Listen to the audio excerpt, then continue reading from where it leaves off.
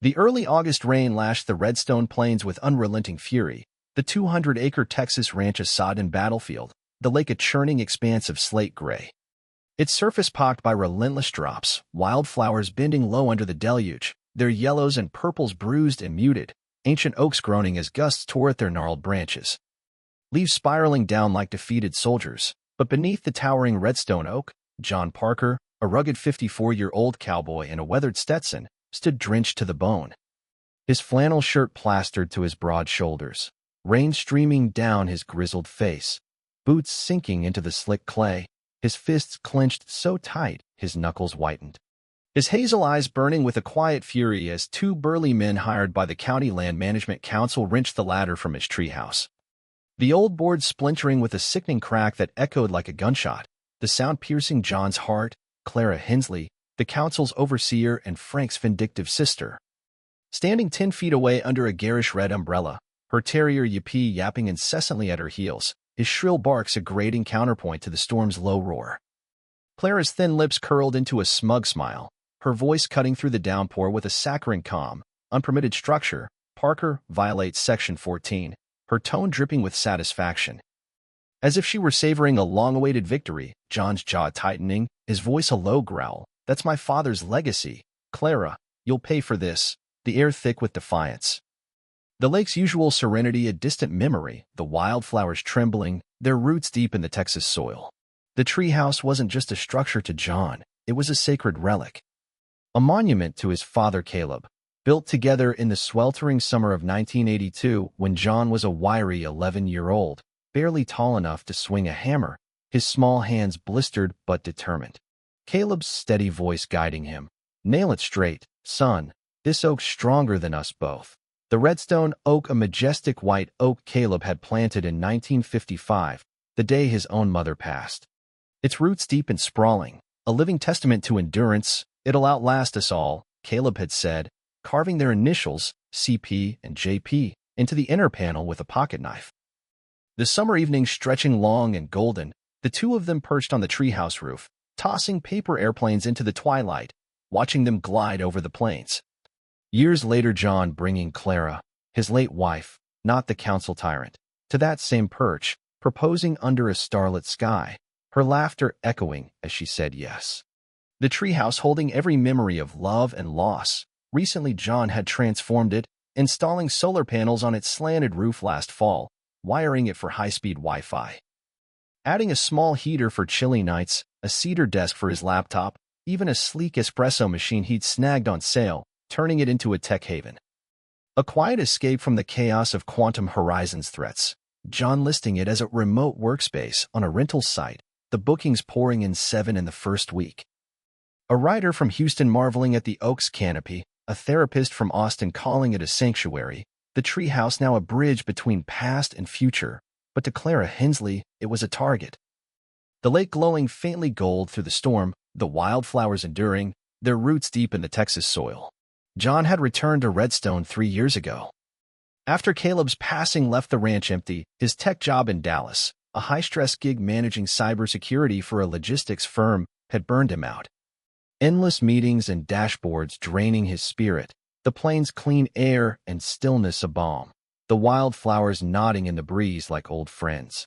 The lake a mirror reflecting his need for peace, but Clara shattered that illusion, pulling into his gravel driveway uninvited on his first day back, her county truck kicking up dust. Clipboard in hand, a name tag pinned to her vest, UP tucked under her arm, a latte in her other hand, her voice falsely bright. We're glad you're here, Parker, but we have rules. Launching into a 20-minute lecture on county regulations, fence heights, trail widths, even the oak's proximity to the boundary, her eyes narrowing at the barn's faded red paint. We prefer a more modern aesthetic, John nodding, trying to keep the peace, his Stetson shadowing his face, but Clara's demands grew. Citations arriving for wind chimes too close to the property line, fines for his truck parked on gravel, a warning for porch lights after a 4th of July barbecue, her truck a constant presence. Idling across the road, Yippee's barks a daily nuisance, the wildflowers trembling in the breeze, the plains stretching wide and unbroken, their roots deep in the Texas soil. The treehouse became Clara's obsession after UP wandered onto Redstone, barking at the Oaks base, Clara arriving the next day with a freshly printed county handbook, highlighting Section 14. All structures need approval. John crossing his arms. It's been here since '82, before your council existed. Her reply icy.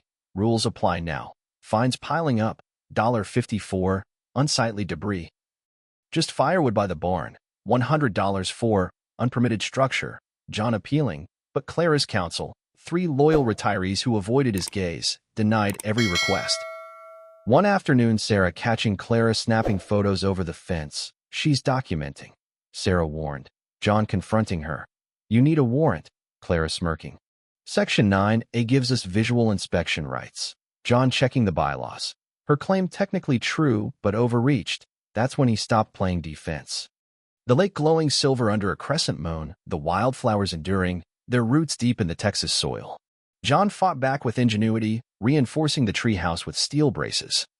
Running conduit under the deck at night, burying solar batteries in the mulch, mounting panels on the barn's roof to catch sunlight without drawing attention, adding a small antenna for Wi-Fi.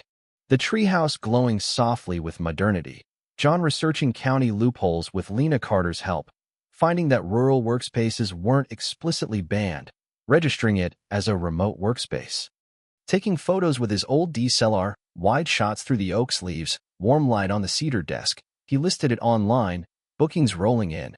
A quiet gentleman from San Antonio staying 3 days. Leaving a note, this place healed me. A woman from El Paso calling it the most peaceful office I've ever had. Clara catching John escorting a guest, her trench coat flapping. You're running a business.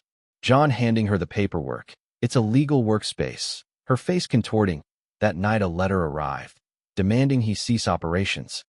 Citing the spirit of county rules, John laughing bitterly, the same spirit that fined him for bird feeders, the wildflowers trembling in the breeze, the plains stretching wide and unbroken. Their roots deep in the Texas soil. Clara escalated, rallying the council for an emergency vote to ban such structures, claiming increased traffic. John realizing this was about control. Her control. The Thursday before Labor Day, the treehouse's power died mid-Zoom call. A marketing consultant from Lubbock on the screen. Is this an AI background? She'd asked, John smiling. No. Ma'am, built by hand. Then the screen flickered, the Wi-Fi dropped. The heaters hummed silenced. John climbing down. Rain still dripping from the storm, finding the inverter unplugged. The seal pried open, the switch snapped, security footage showing 2 men in coveralls, one flipping off the camera. John calling the sheriff, the deputy arriving, his boots squelching, civil matter.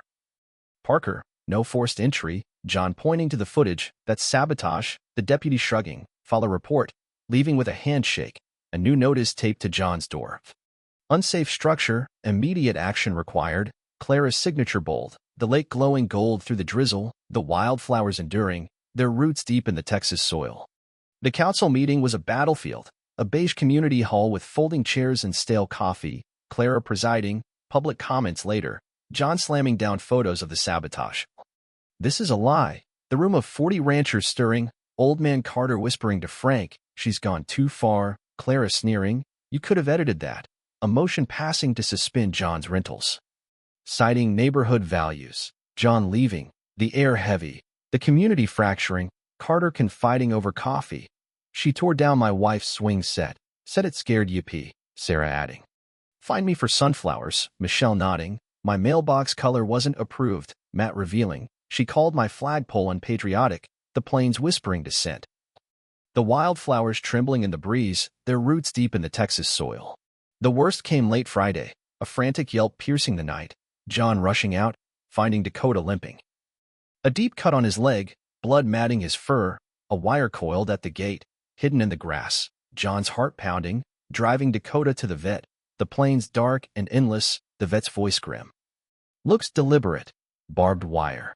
John stroking Dakota's head. You're okay, boy. Rage turning to resolve. He wouldn't just fight. He'd dismantle Clara's reign. The lake glowing silver under a waning moon, the wildflowers enduring, their roots deep in the Texas soil. John built a case, sleepless nights at the kitchen table. Samuel's journals open for strength, digging through county records, emails, minutes, Uncovering Clara's corruption, $18,000 in fines. A third funneled to her LLC. Unpermitted renovations on her ranch. A sunroom, a Pilates studio, a fraudulently claimed solar rebate under her late husband's name. John calling a special meeting, 26 ranchers signing his petition, the hall packed, the air electric. Clara arriving in a navy pantsuit. Let's get this over with. John presenting slide by slide. Her misuse of funds, illegal renovations, targeted fines, surveillance. A photo of her taking cash from a contractor, the room erupting, Carter shouting, "You find my trellis." Lena adding, "The Redstone Oaks of verdant site protected." Clara trembling, "This is a lie." But unable to explain, emotion passing to suspend her, the room clapping as she stormed out, "You'll regret this." The wildflowers trembling in the breeze, the plains stretching wide and unbroken. Their roots deep in the Texas soil. The county investigated, Clara resigning, her ranch for sale, the council reimbursing John, creating a community fund, Sarah suggesting a book exchange. Ethan and Tessa a garden, Matt painting utility boxes, Frank leading a trail cleanup, the plains healing, John staining the treehouse, naming it the Perch. Adding a sturdy staircase with rope lighting, bookings soaring, a writer, an artist, a therapist seeking peace, John donating a portion to the animal rescue, Dakota healing, napping under the oak. His new bed a repurposed swing cushion, John on his porch one crisp October morning, coffee steaming, the sunrise gilding the perch, peace settling deep, this oak still stands, so will I. The lake glowing silver under the dawn, the wildflowers enduring, their roots deep in the Texas soil.